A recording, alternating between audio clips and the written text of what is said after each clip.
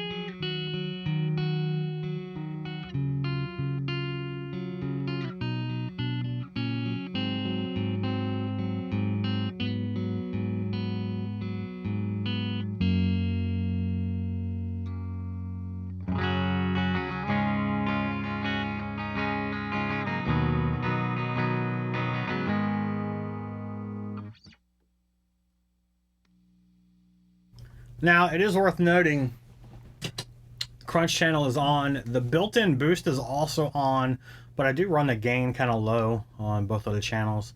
I do like to hit the front of the amp, usually with a pedal of some sort, just to kind of add some extra character. So, I'll throw a picture of the current settings for my Hellmouth. We are on channel 2, which is the orange crunch channel. The boost is engaged, and then we will go over to the blue high gain channel and go from there.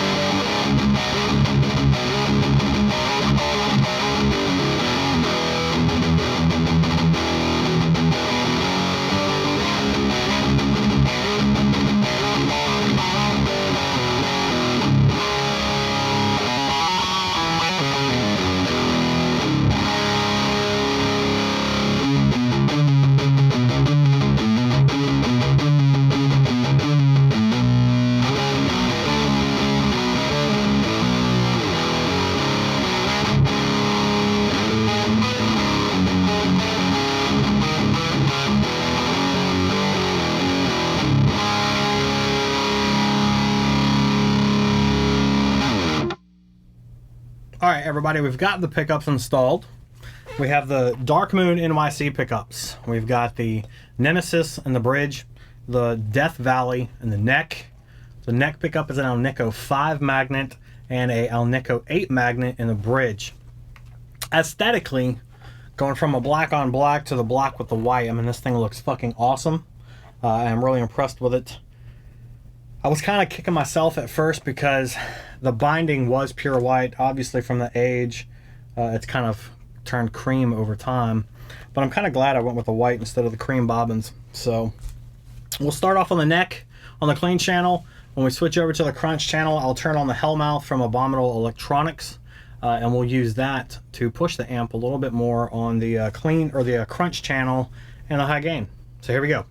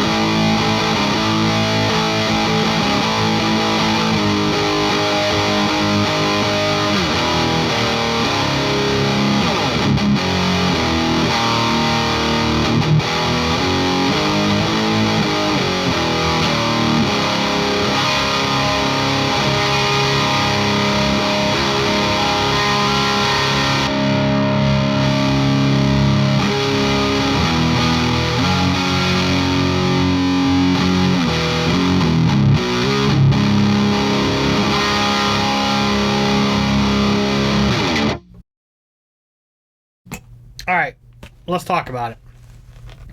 I think they're a lot tighter of a pickup, which is a little weird because ceramics typically are tighter when it comes to the low end response. But I've got both pickups, the Blackmagic and the Nemesis, set at the same height. I use my string gauge. I push down at the 12th fret. A lot of people like to go from the 24th, but I go from the 12th. I measure from the bottom of the string to the top of the bobbin, And this one definitely sounds a little tighter in the room. I haven't heard the playback yet, so hopefully it'll be noticeable. So again, we're going from the guitar into the Abominable Electronics Hellmouth into the front of the Rivera, and that is feeding into my MojoTone isolation cabinet, and that has a vintage 30 and a creamback 12 H75, Shure SM57, and a Lewitt MTP 440. So you guys tell me what you think. Were you guys able to hear any major differences? In the room, I can tell a difference. I'm very pleased with the sound of these pickups. After I get done with this video, I gotta run some errands, and then I'm gonna come back and play a lot more with it. Check out some other amps, and I'm going to fiddle around and see how well I like them. But so far, this is a big improvement, at least to me. Again, check them out, man. DarkmoonNYC pickups. They are handmade in New York City. Also check out MojoTone pickups. Those guys are down the road, a couple hours south of me in North Carolina. So I do want to say though that Darkmoon, the little business card that comes with the pickups that gives out the readings. Now this does say the Nemesis and the Overkill. Mine is the Nemesis and the Death Valley. These are probably pre-made, and then they just fill out the information. But anyways, this is a small detail that a lot of companies tend to overlook, and I'm super happy with this. It has the serial numbers and all that stuff. So anyways, thanks for watching. Tell me what you guys think, if you were able to notice a difference. I don't know. Anyways, thanks for checking it out. Subscribe if you haven't already, and we'll catch you guys in the next video.